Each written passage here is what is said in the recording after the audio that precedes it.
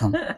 Welcome to another episode of Wake Set Go. Thanks for joining us today, Leon. So we're at Leon's podcast corner, creative corner, where all the magic happens, all the magical thinking, all the magical thoughts. Mm-hmm. So funny enough, Leon with Apollo, featuring Apollo. So we're just getting the buffer out. We're just enjoying our tea. Yes. Want to make sure you're comfortable. You're ready to bring the energy. I have no energy. I'm just mellow. This is my state of all time. Mm-hmm. Just in a constant state of mellowness. I love that. I love that. So I met Leon at yoga. We go to the same yoga. And so it was very fitting to bring Leon on. He's different from our typical guests. Normal guests that are on Wake Set Go or that we've had in the past are people that are talking about business. We're talking about technology. We're talking about the trending topics and pretty much all about Wake Set Go, charge up the CEO and you, where people are talking about what excites them in business and technology and what's to come for the future. So today, and pretty much the rest of 2024, Wake Set Go is all about mindfulness. We're all about intentions and pretty much not just focusing only on the business, but the person. And so what I was trying to tell Leon before in our conversation, since we are friends, is that Wake Set Go is not just for the CEOs or the bosses. It's also for everyday people, because everybody is in charge of themselves, of their decisions. And I think as long as we have those perspectives and thoughts in mind, then there's no telling how far we can go and elevate to the next level. And it all starts with your mental. It all starts with stillness and what you tell yourself every day, affirmations. And Wake Set Go is pretty much an affirmation in itself. And it's not just, like I said before, for a certain type of person. It is for the person that wants to get better, to gain clarity, to gain focus. And that's what it's all about, the brand, which I'm wearing today. So if you guys want to shop .wakesetgo.co, you can, and pick up some merch. And Leon, tell us a little bit about yourself. I mean, I don't want to hog the conversation, but I feel like we got to warm up. We got to do a little bit of, Right. Yeah. Person. It's your first time on a podcast ever in life. Ever. Yeah. Wow. Okay. How does it feel? Like any normal conversation. Yeah. I mean, that's pretty much what a podcast is. It's like having a conversation. Mm-hmm. And I know some of the episodes or some of the times when I'm talking to everybody, it's just like talking on the phone, but you're mic'd up and you're recording it and you're consistently putting out content. So, yeah. Well, I'm definitely not your typical guest, right? Everybody you've talked to has been pretty much more or less successful. I'm further from that. You are successful. No. It's all about what you're telling yourself. Mm-hmm. So, we're still working on Leon. I'm working on it. I'm working on being the successful person that I want to be in 2024. I love that. I concur. Yep. I'll drink to that. So in some podcasts, I know normally they have, their beverage or choice. Mm-hmm. But on Wake Set Go, when we're doing in person, because I know with COVID, a lot of the episodes and all of them were virtual. But when you're in person, we're doing tea. Yes. We're drinking tea. Mm-hmm. We're surrounded by plants. Mm-hmm. And that's kind of what the episode is just about. It's about not necessarily what you do for work, what you do for a living. Because I know a lot of times people make what they do for a living their personality. Right. Because I know what you do for a living, but that's not what we're going to talk about today. Yeah. Like, I know you can talk all day about computers, technology, whatever. But that's the boring stuff. Yeah, that's the boring stuff. Yeah. And you're more to, yourself than that. Yeah, I am more about fun rather than work. Yeah. As you should be. I think it's all about balance. And that's what I like to, notate myself, even for 2024, is that, what you do in a career, that pays your bills. Yeah. But what do you do outside of that job? Like, exactly. What are your hobbies, pretty much? And that's what the episode is about. It's about Wake Set Go. Do some hobbies. We all need hobbies. It's Exactly. important, Yeah, to do stuff that you're not getting paid for, that not feel like you're being forced to do, but that you simply enjoy doing. exactly.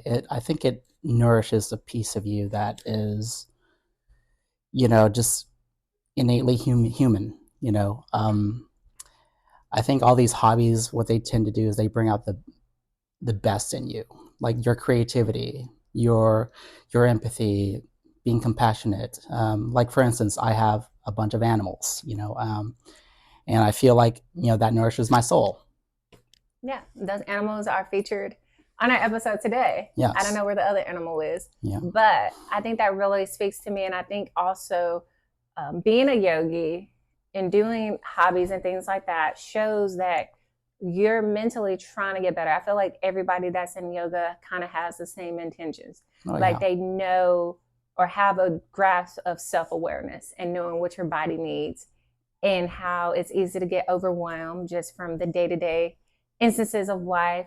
So, how did you come on that self discovery path of finding yoga, finding plants, finding like certain hobbies? And what are some of your favorite hobbies that you just like doing and exploring? Gotcha. Well, to start off, like me being thrown into this world of yoga, it was actually all happenstance. Like, I think I was just coming out of a bad relationship, and I just, new job, new apartment, new life, and I just wanted to find a way to, just go out there, just to see what's out there and to see what I'm interested in. So my friend Marta, who also works with me, introduced me to yoga, and after their very first session, I just felt like, I belong here. These are my people. Like everybody was just so calm and accepting, and like I needed that environment.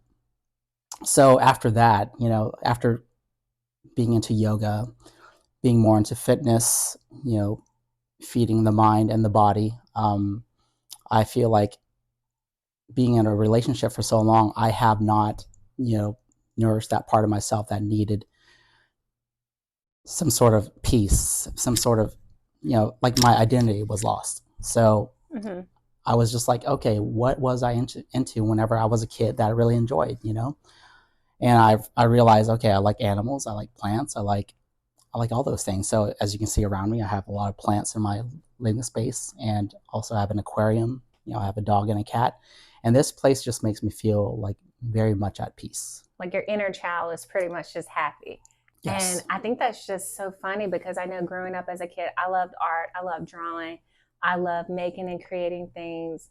And so whenever I find myself doing creative things and making stuff, and even if it's just playing around with some kind of graphic tool just for fun, I just feel like it speaks to that inner child. And whenever you're doing things that are playful, that are fun, that are just you just goofing off, it just makes you happy. And I Exactly. and I hate that so many times people feel like because they're an adult or because they're growing up that they have to act like a grown up. Like you Right. have to wear these business suits all the time, which I know we all go through those phases. And I remember wearing blazers all the time and just feeling like super corporate, but it also rips at your personality Yeah. because it's not you. Yeah. And You're you're being someone that you're not. yeah, you're trying so hard to fit in instead of embracing yourself, embracing your uniqueness and who you are as an individual, which is pretty much, I mean, we all have our quirks and differences about us. And that's what makes her special Right. because if we're all just like this perfect borderline systems, I mean, pretty much we're just a robot then at Yeah. that point. Like Right. there's no humanness to it. So Right. I really love that. So what are some of like your favorite like hobbies or things when I know you said about your living space and about the plants and about the animals, but what are some other like hobbies or like that you find yourself doing or exploring, or are there any new hobbies you're trying to get into or open to trying this year or Yeah. I'm naturally a curious person, so my hobbies just depends on what I'm feeling at the moment. You know, plants might not be here next year, but we'll see. We'll see if they're still alive after this. But I've been getting more into music, because I used to play a lot of music whenever I was in college and before that. And now, because of the corporate world, because it's exhausting, right?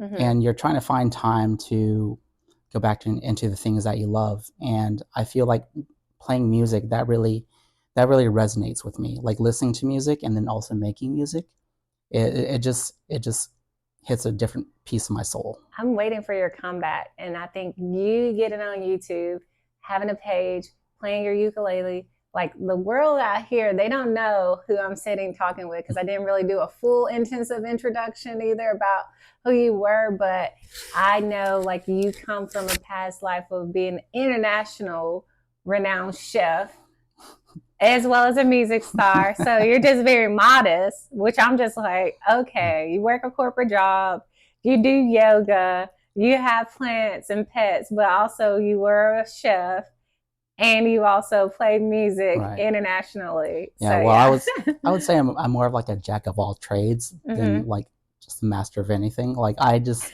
dabble in a lot of things. And you're able to hack codes too. You're able to break Oh into yeah, I codes and guess things like that too. that's So thanks to Locky Picking Lawyer on YouTube.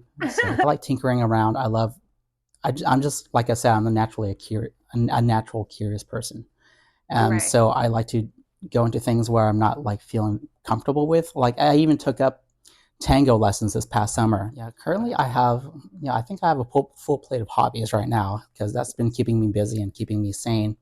But I do like to, like I said, with the tango thing, like I tried it. I tried my best. I attended every week, and I just was not enjoying it because it was stressful for me. Mm-hmm. Learning to be uptight and holding my posture and like trying not to step on the person's toes the entire time. So, um, but but that's just depending upon the person, right? Your hobbies just depend on your taste and how far you're willing to go, how you're comfortable with it. Mm-hmm. So I wasn't comfortable with it, so I just moved on, and then here I am with plants and animals and music, and I think that's I might be interested in more things, but we'll see where that takes me.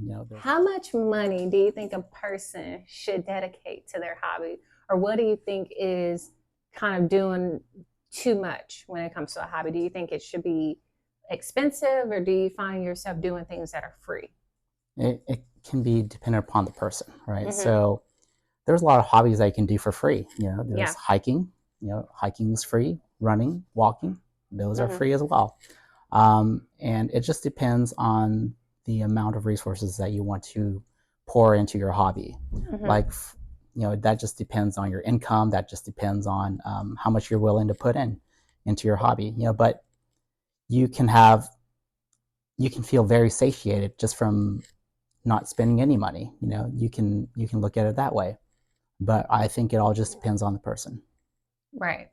I think that that gives the guests and the listeners out there an idea of what to get started on or how to find a hobby and what to do because I think with also budgeting and trying to financially plan for the year, hobbies are essential and it enriches us.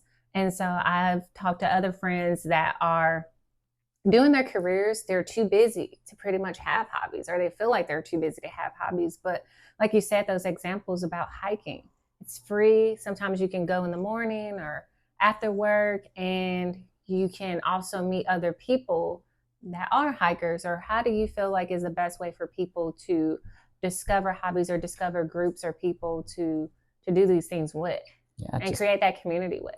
I say just go out there. Mm-hmm. Just take a chance. Like for me with yoga, Mm-hmm. I just took up my friend's offer just to show up to yoga, and look where I am right now. And yoga is free, right? So we go Right. every 2 times a week for Right. free. There's To just so much to do other than just work. Just like I know I had a conversation with my niece who goes to school, obviously. And when you're in school and in school age, you find things to do. Like you're always like playing or finding games to play. And I feel like that's why like a lot of adults you see them like they're doing video games, which you can get paid now for streaming and doing video Mhm. games. And I think it's great when you have those creative outlets of things to put that energy towards versus things that can be harmful to you, where it can be poison, it can be toxic, which doesn't help you as a human to nurture what it is that you do in your career to have the brain and the focus and the connection to kind of get that done and continuing it. So Yeah, I I think, yeah. believe games are very important. Like even if it doesn't have anything to do with a job, it keeps your mind fit. Like Mm-hmm. for me, being interested and being involved in other aspects, being creative, it helps me with my current job, Mm-hmm. being in IT, because it Right. helps me think outside the box. It helps me like exercise my brain to handle the day to day tasks. Right. Hmm. Well, I think that that is a great what segue to lead into our commercial break. Stay tuned. This episode brought to you by tea.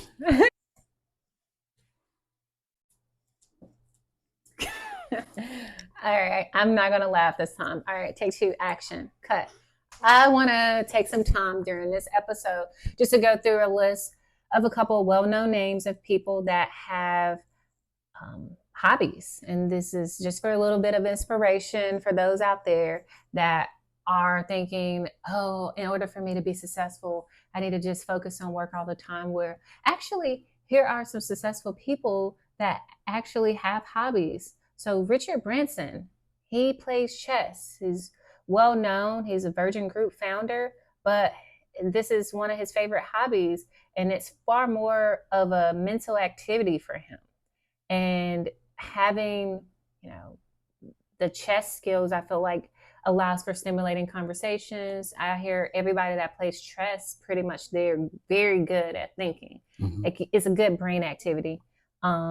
Sundar, he watches and plays cricket. He's the Alphabet CEO, and he played in high school, and that is really really interesting. Um, and I think in an interview they said that he recently picked up pizza making and learning how to make food from scratch online. It's So great. that's another great hobby too. We didn't Right. cover was cooking. I actually enjoy looking up recipes. It may not always come out like the recipes online, but that is also another fun hobby. And another hobby I've started doing, and I'm gonna get back to the other people, but hey, I need to share my hobbies too. All right. So is yoga. We have yoga, but also bike riding. I think that a part of my inner child enjoys when I'm just riding my bike outside and just enjoying fresh air. It just makes me feel like the biggest kid ever. And also I'm getting my exercise because sometimes walking and running can get a little boring for me. So riding my bike also like makes me happy and active and stimulated. So all right, moving along. Bill Gates, he plays bridge.